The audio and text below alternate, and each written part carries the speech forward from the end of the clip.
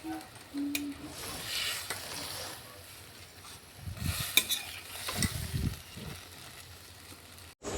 বন্ধুরা, সবাই কেমন আছো? আজকে আমাদের বাড়িতে রান্না হচ্ছে কচুর লতি, যেটা কচু শাকের নিচে দিয়ে গোড়া থেকে হয়। সেই লতিটা খেতে খুব টেস্ট হয়। সেই লতিটাই আজকে আমাদের রান্না করছে।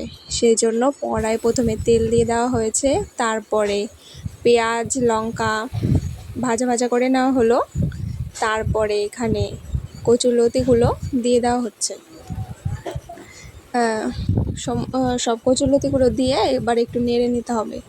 রান্না করা খুবই এটা সহজ, একটু জল দিয়ে নিতে হবে যাতে নিচে না লেগে যায়। এটা খুবই ভাল লাগে খেতে। ওই পেঁয়াজগুলোর সাথে, পেঁয়াজ ভাজাগুলোর সাথে মিশিয়ে দিতে হবে।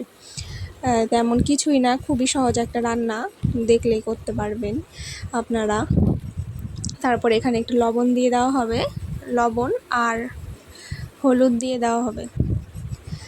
লবণ দিয়ে হলুদ দিয়ে একটু নাড়াচাড়া করলে জল দিয়ে ঢেকে দিয়ে 10-20 মিনিট মতো রান্না করলেই রান্না হয়ে যাবে। এবার একটু হলুদ দিয়ে দেওয়া হলো, তারপরে এটা ভালো করে নেড়ে নিতে হবে। সুন্দর করে লবণ হলুদটা যাতে মিশে যায় এরকম করে নাড়তে হবে।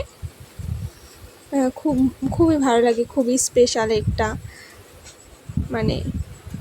তারপরে এটা হচ্ছে হলুদটা দিয়ে, লবণ হলুদ দিয়ে ভালো করে নেড়ে দিয়ে মিশিয়ে দিয়ে তারপর একটু ঢাকা দিয়ে দিতে হবে।